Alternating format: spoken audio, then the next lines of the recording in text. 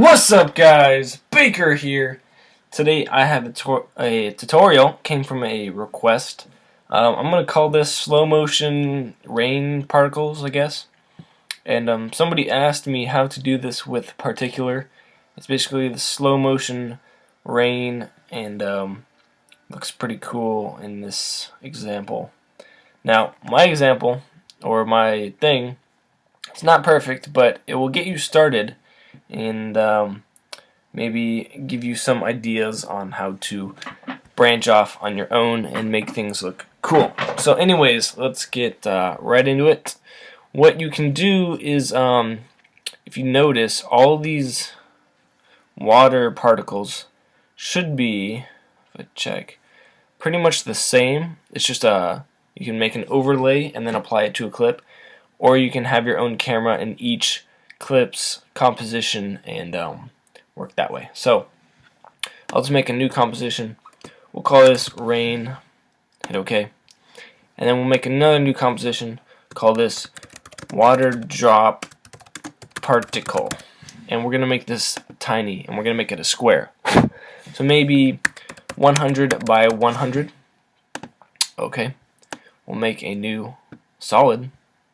Okay, and apply a fill, and just change this to like a medium gray, kind of bluish tint, maybe.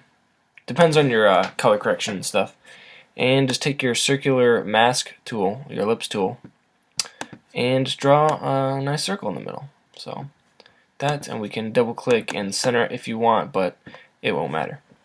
Once we have that, we will duplicate, so we have another one, and I'm going to change this color to something that matches my scene. So it's usually going to be like a bright kind of white. I'm going to go for a little bit warmer color, orange-ish, just to match the the environment and stuff. So anyways, I'm going to try to mask out maybe something like that, and then set it to subtract.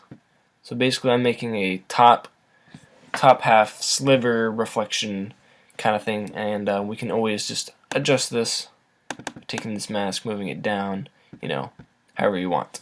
So that's looking pretty good. There's our simple water particle. You can add some more detail if you want to make it more realistic, but this will be pretty fast. Going back to rain, I'm going to take our water drop particle that we just made, drop this into our comp, and we see it, and turn it off. Make a new solid. We'll call this the rain particles. Okay. And you need Trapcode Particular. I'm using Trapcode Particular 2, I believe. I'm not sure. We'll go to, let's see here. If we scoot forward, there's our particles. Let's go to emitter, and we'll change this to a point emitter to a box emitter, and then we will crank up the size in the X direction and the size in the Z direction, so front and back. So let's just make this 2500 by 2500, and keep the Y relatively small. Shouldn't matter too much.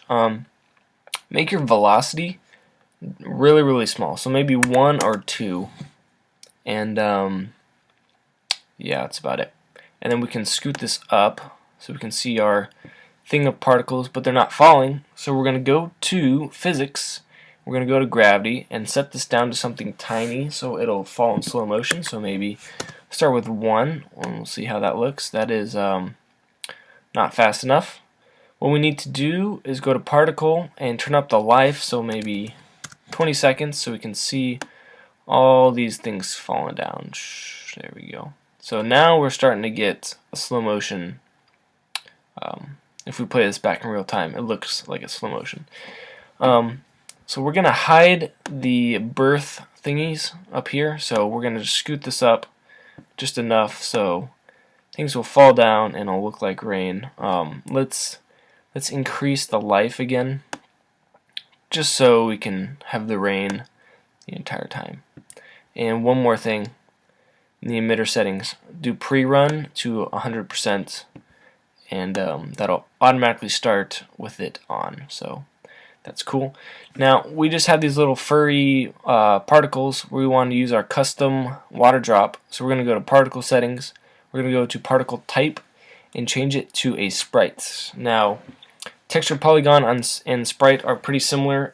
Polygons, if I do this and I go to texture and I go to water drop particle, we have our little water drops. If I had a let's see if I can just do this real quick. If I rotate it, you can see like all the layers are flat, but we want the particles to be looking at the camera the entire time. So that's what a sprite is. So just don't worry about it. Just go to sprite, and when you rotate or move a camera, it'll always be looking at you, and it'll be good. The size we can probably make a little bit smaller because we don't want to really see that much sharpness with the water, because that looks kind of weird, little moon looking things. So yeah, that's that. Things you can do, that's pretty much the basics. I maybe added like a little tiny bit of turbulence in the air settings, turbulent field, and affect the size a little bit, maybe 20, and then affect the position, maybe 5. So that wiggles it just a tiny bit, a little bit more randomness, but it looks pretty cool. Some of the particles are a little too big in the foreground, so we can either try to push it backwards in Z-space or just make the particles smaller. So your choice. So yeah, this method is pretty much the overlay method, where you have this in its own comp, and we'd make a new composition, standard size, and we'd have our clip in there, and we'd bring out the water drop, we'd bring out the rain composition, and of course this would be Twixtered, so let me try that real quick. Twixter. Everybody loves Twixter. Alright, so he's doing a little blunt slide and stuff, and we'll set the speed down to something small, like, I don't know, 3%. And then we can see our rain should be falling in slow motion. Now we can color correct our rain with some curves. So apply this on the rain. So maybe you want a little bit brighter, and kind of depends on your clip itself. You can see in this example, it's dark. It's got a vignette and a blur, and the tones all match the sky and everything. So you can try to match that. If you notice, there's also a couple particles really up close that are blurred. So just go ahead and take your rain layer and duplicate it and scale it up real big and add a blur.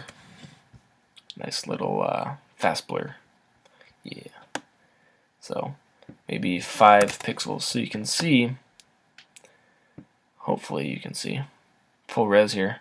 We got a little bit of particles in the foreground, super blurred because they're supposed to be close to the camera and whatnot.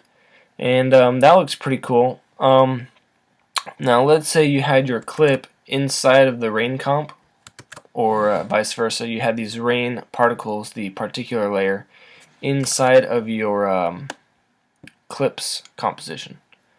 So that needs to be on bottom. So we have our rain. We can make a new camera. Hit OK. Now these rain particles are falling straight down, and that kind of doesn't match the angle. So you can just make a new camera and then get your orbit tool and just kind of, if I take this off for a second, you can orbit around, try to match the direction, and if it's like looking up a little bit, then the particles fall down at a different angle. And it's subtle, but it can make it look a little bit more realistic, because in this example, you're looking up at the guy, but the particles are falling down at a weird angle. So yeah. So if you want to be quick and not really lazy, but just efficient, just go ahead and keep this as a separate composition, and then bring it into this comp, and use it as an overlay. Color correct it, blur it out, whatever you need to. that's about it. I want you guys to try to branch out and modify this, make some, I don't know, cool snow particles. Make sure you can adjust and customize your own particle. Make it real cool and everything.